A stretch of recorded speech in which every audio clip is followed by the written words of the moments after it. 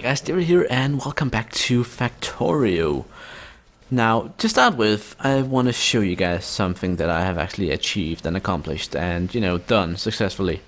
So let's take my car and let's get into my car and drive. So first of all, I fortified the outpost here a lot more. Like, I have turrets on all sides of it, and this is because of one particular reason. Basically, I was using it to get rid of tail after getting rid of this entire village of assholes down here. So it's completely gone. Nothing left. All the assholes, they're gone. I killed them. I shot them dead. And I couldn't be happier about it. So basically the way I ended up doing it was, I used the shotgun mostly. Let me just quickly save the game here and then I'll just show you guys somewhere. So there appears to be a couple of enemies down here, so yeah. So basically I just drove around in a circle doing this. I think my car might be out of fuel.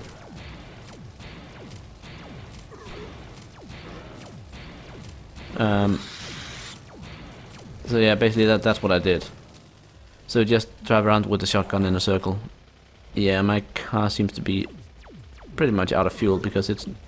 or something was slowing me down, I don't know. In any case, I wasn't actually moving that fast. I don't know what's happened there. But yeah, so that's the way I did that.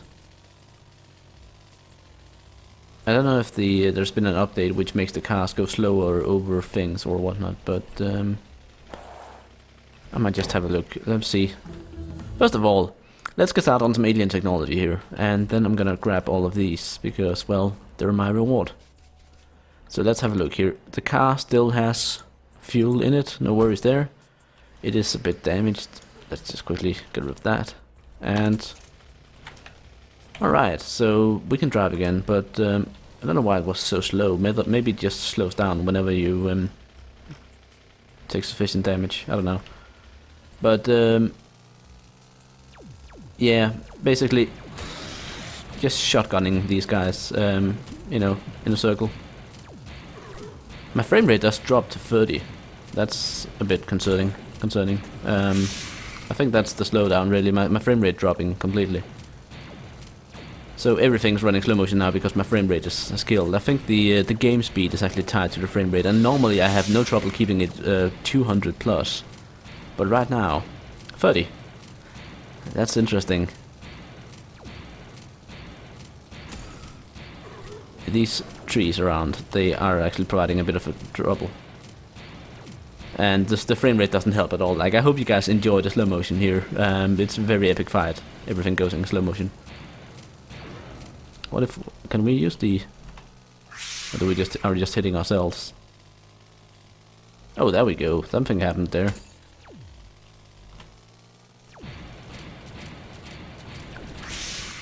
And there it's back again.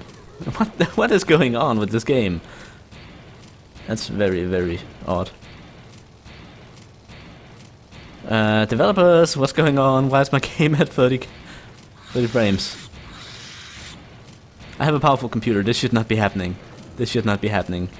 It's actually not the first time it's happened, but last time I think I discovered it before I started recording. Like this one, it actually went fine before I started recording, and now it's gone all down. Anyway, I've shown you guys now. This is what I did basically, and do I have enough ammo to actually finish it this round? I don't think so. I might have to resort to a couple of rockets.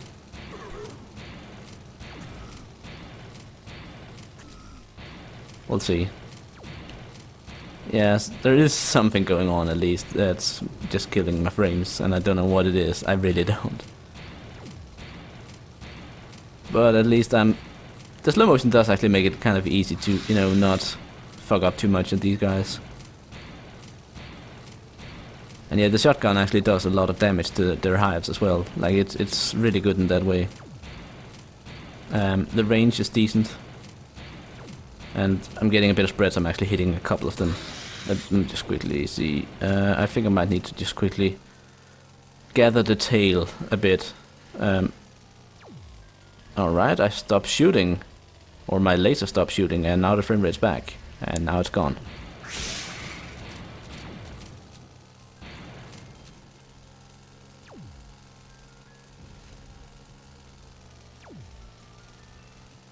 And I need to really be careful here. I'm just using rockets now because I need the extra range. Oh shit. They just made a little thing up there. Alright, so I have this giant tail on me now. And my car is really damaged. So I'm gonna need to get up to my safety base and have them all be killed. I don't know if are they actually all following me or are some of them getting left behind. It looks on the map as though some of them are getting left behind. I'm not sure that's such a good thing. In any case, laser turrets, come on now, do your thing. And yeah, this, I really don't know what's going on with the game. Like, something is not going right, which causes everything to just slow down. I never said they did never say this game was finished, and you know, I can kind of understand it. It's a very complex game. There's a lot of complexity to it, and oh, they actually made it inside. That's interesting. That's going to be a bit of fixing up here, especially with my car as well. But I think they managed to kill them all. All right. So my frame rate's back to 60, but for how long it's going to stay there, I have no clue. Let's get some of these repair tools going. And then see if we can fix our stuff. Again, it works quite nicely getting the getting the enemy up here to the base where all the defenses are, and the laser turrets can do their stuff. I also did upgrade the laser turrets a bit through research, I think if I recall correctly. Let's see if I don't try not to get shot by the or run over by the train again. And the frame rate back down to 30. And 60. Okay, this is getting quite ridiculous. Really quite ridiculous. And that goes to all the repair tools. Yeah, they managed to do a number on these walls. I don't know if the frame rate being slow is causing even bigger problems than usual. I hope not, but I could fear that was the case. I also need to get some new shotgun ammo, because otherwise I'm gonna be in a bit of trouble. But yeah, I also want to drive down there and get rid of that one little spawner so I can actually pick up the my loot in safety. Now that we're finally researching the alien technology, I also want to get some alien stuff so I can actually, you know, use the research for something. So, let's get rid of this. And this is where I could use the night vision, but...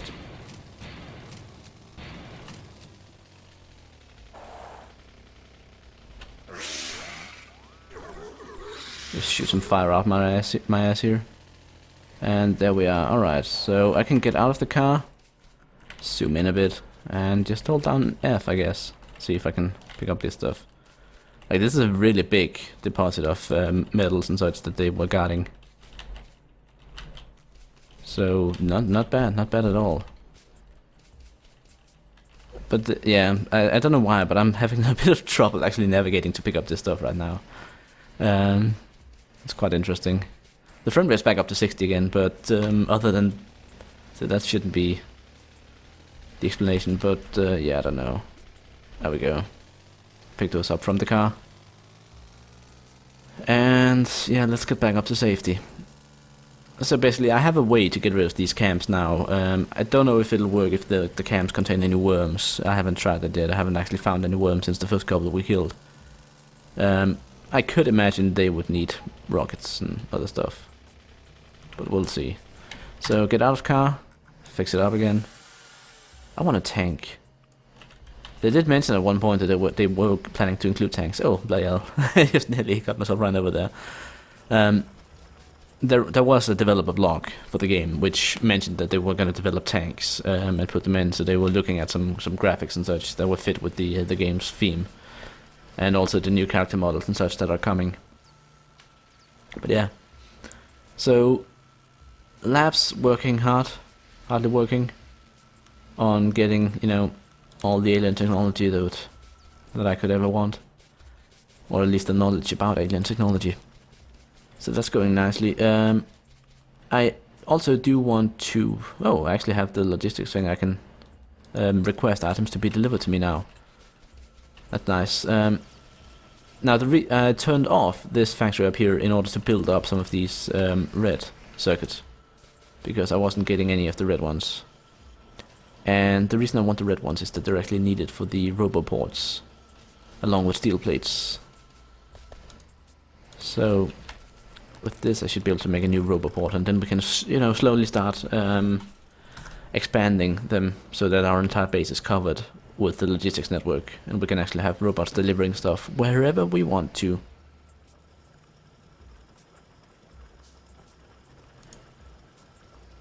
So let's see, the orange is supply area, the green is construction area. So if we wanted to place these optimally, we would have them like exactly like this. But that kind of requires a bit more foresight than we had when we built the city. Because, you know, right here I can't actually put them. I can put it like here and it won't overlap.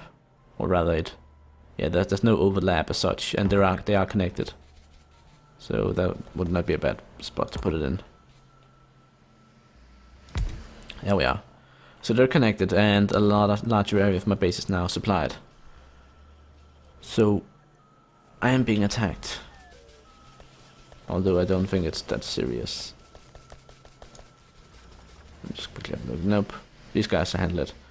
So I still have a couple of gun turrets standing around just because, well, I have no other use for the ammo, and they might as well just expend the ammo that I built for them back then. Laser turrets have more or less taken over everything. I would imagine at some point that maybe some enemies would be immune to laser, and you would actually need to put some lead in them. But again, that depends how difficult the developers want the game to be. Like, the main part of the game does seem to be the whole logistic system, and trying to, you know, build stuff automatically and have that functioning, with the purpose of being able to defend yourself, and also with the requirement of defending yourself. But I don't know if they want to make the defense such a huge part of it. I'm out of batteries here. That's the one thing I still haven't started moving. So one thing that I actually kind of wondered about, if I am to construct stuff automatically from the logistics network, I need to get the materials into the logistics network, and that means I need some, you know, some smart inserters or something, and then have these different chests here. So we have an active provider chest, which basically pushes items, as far as I know. There's the passive provider chest, which allows stuff to be pulled out. There's the requester chest, which, you know, request specific items, so this one can keep itself supplied with a certain number of items at all times. And then there's the storage, which I have a couple of, and I don't know what the hell they do. So the requester chest, I have one of them here. So let's say, for instance, we wanna have a new machine that can, I don't know, we could actually change this one up to, instead of like importing from transport belts, we could have this go into the logistics system and then have this one request them. But let's say we wanted to make a system to actually make roboports. Let's try that. So we can make these in any sort of machine that requires, or that gives, that can use free things. Do I have any assembly machines? I have one basic one. I need some more advanced ones. Get some iron here. And oh, I actually had one. Okay. So if we put this one along with some power, I need some power poles here. So if we make this like here, and I put a new assembly machine here. So this machine, I want to make roboports. So that means I need gears, I need steel, and I need these advanced circuits. So I put a requested chest right here next to it with a just an inserter, it's fine. And then this requested chest, I say, alright, I want to request, let's say I always want 10 of these, and I want 10 of these, and I want 10 of these. Alright.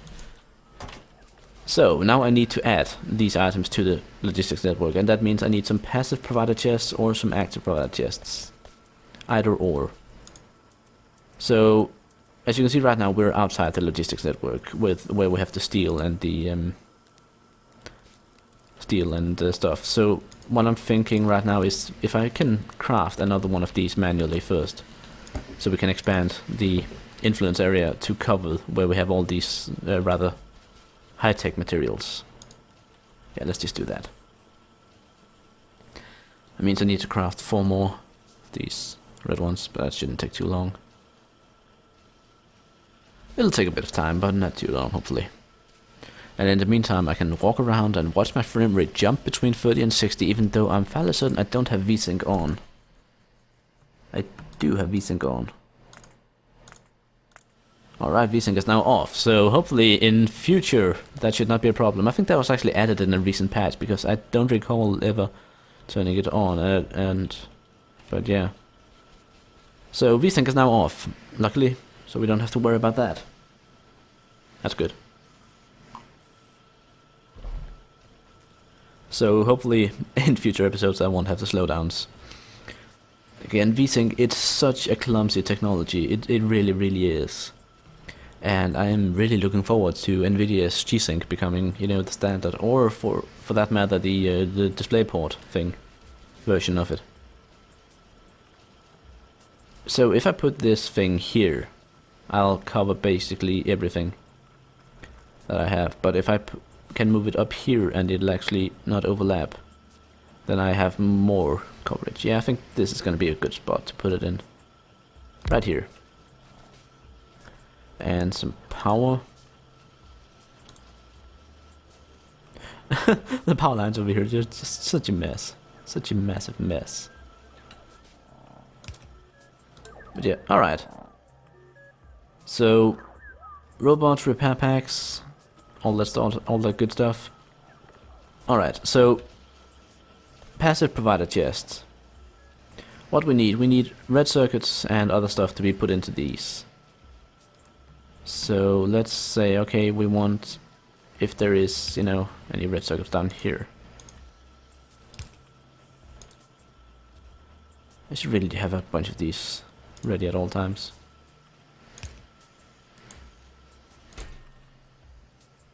So let's see that one. And we need some steel as well. Oops, I did not mean to just to quickly do that. Alright, fixed. So steel, that's in here. So if we take a passive provider chest next to this and put an inserter and put some steel in. And you can see we have one little robot here actually moving to pick up some stuff, I guess. So yeah, he's picked up some stuff. I'm thinking it was the one red circuit I put in. And he's now carrying it over to this chest, because this chest is actually requesting it. We also need this thing to actually be a passive provider chest, so we can just upgrade this one like that. First of all, it becomes a lot bigger, but also we have pipes we can actually request. So if we suddenly run out of pipes, we can just click here and say, hey, I would like some pipes. So I'll take 10 pipes. And then the system will keep my inventory supplied with 10 pipes. But in order for all this to work, I'm gonna need a bunch more of these logistic robots. And that means I need to get some more batteries and some more electronic circuits and just basically craft a bunch of these. But yeah, those are basically what I need in order to, you know, further my automation in the logistics system. So let's have a look at batteries. They are up here, yeah. Also, I realized something funny. It's not actually funny at all, but I realized something. And that is basically, these oil fields can actually run out. Like this one started out like 400%, it's now at 40%. So I moved the pump jack and actually put up one extra because I just wasn't keeping up with the crude oil, and now I most certainly am. So both oil refineries here are full of heavy oil that is not being cracked. Did I remove my hydrocracking units? I think I might have, but I'm not sure. Nope. I just stopped piping out of them. Alright. So we put a pipe here. And hydrocracking should be back. I'm thinking it's hydrocracking at least because but it might also be fluid catalytic cracking, I don't know. Considering the use of water and such, I'm guessing the water is to provide hydrogen, so I would guess that it's hydrocracking. For those who don't know, I'm a chemical engineer, so I actually know a lot about this stuff in real life. But yeah, so we definitely need some more logistics robots. And that means I need more flying robot frames, and I need more circuits. And I definitely need more of these red ones. So yeah, I'm just gonna start crafting a bunch of those, and then we'll see what we can find to do next time. Hopefully something interesting. And if not, then hopefully something less boring. But we'll see. Alien technology should definitely be done next time, and then we can move on to other research. So until then, bye!